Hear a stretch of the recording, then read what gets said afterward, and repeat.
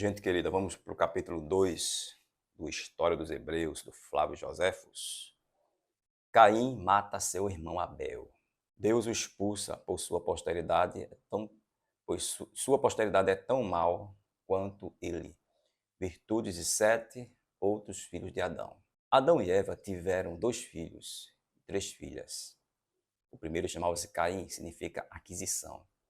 O segundo, Abel, que quer dizer aflição.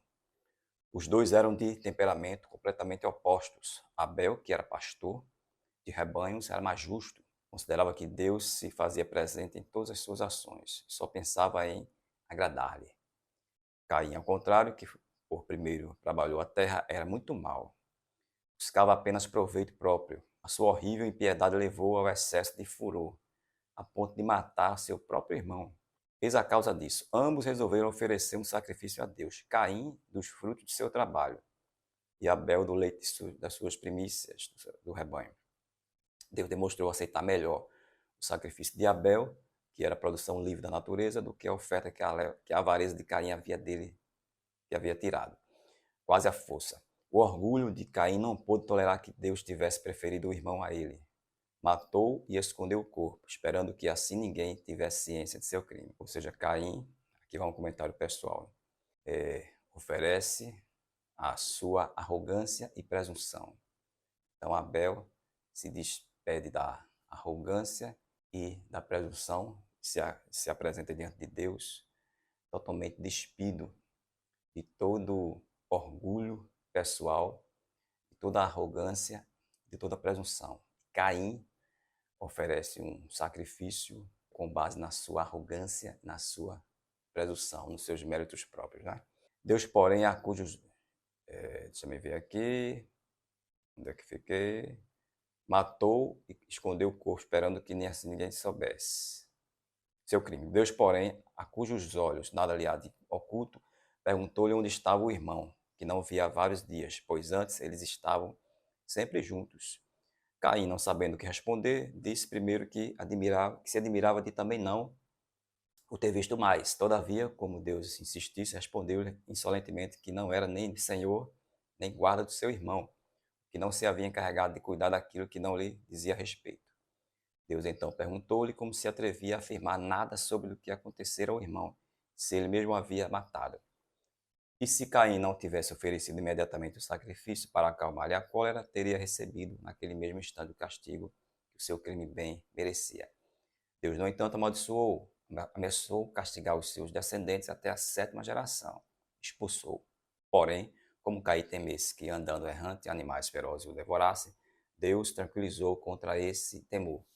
Deu-lhe um sinal com o qual poderia ser reconhecido e ordenou-lhe que, se fosse o sinal que Deus coloca em Caim, que nem aqui Flávio José diz o que era, nem um comentário pessoal, nem a Bíblia também não diz nada.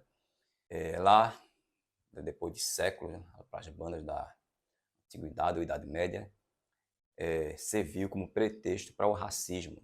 Então muitos, até hoje eu já ouvi pessoas dizendo isso, que o sinal que Deus colocou em Caim foi a cor negra, daí a maldição. Isto.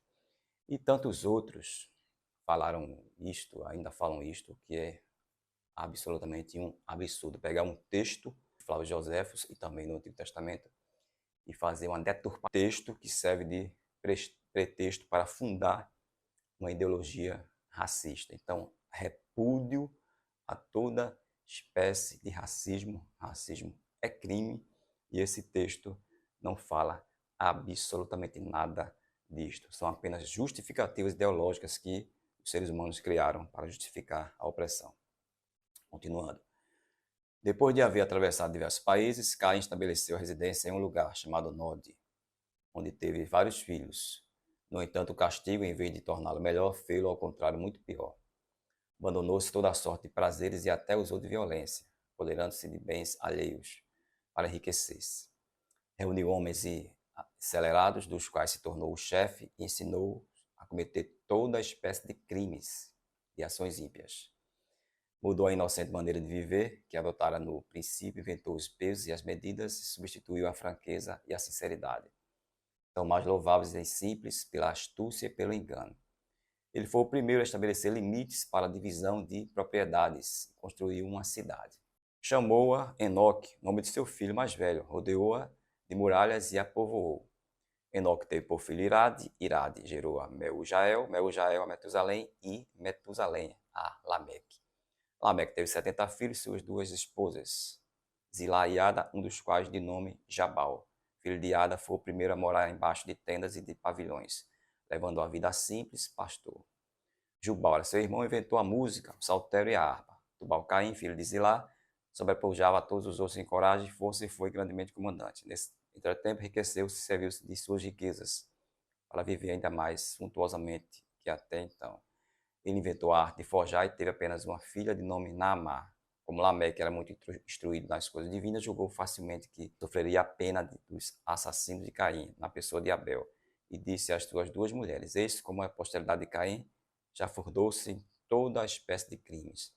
Não se contentaram em imitar os de seus pais, mas inventaram outros. Entre eles havia assassínios e latrocínios. E os que não mergulharam em mãos em sangue estavam cheios de orgulho e de avareza.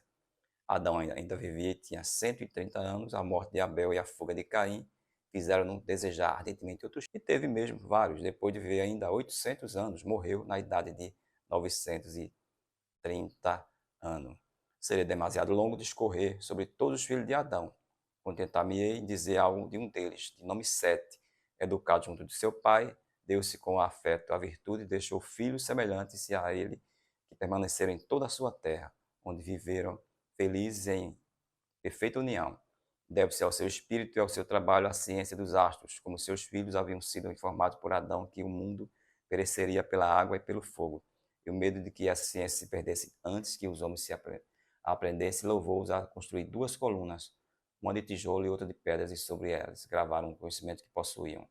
Se um dilúvio destruísse a coluna de tijolos, ficaria de pedras, para conservar a posteridade e a memória daquilo que havia escrito.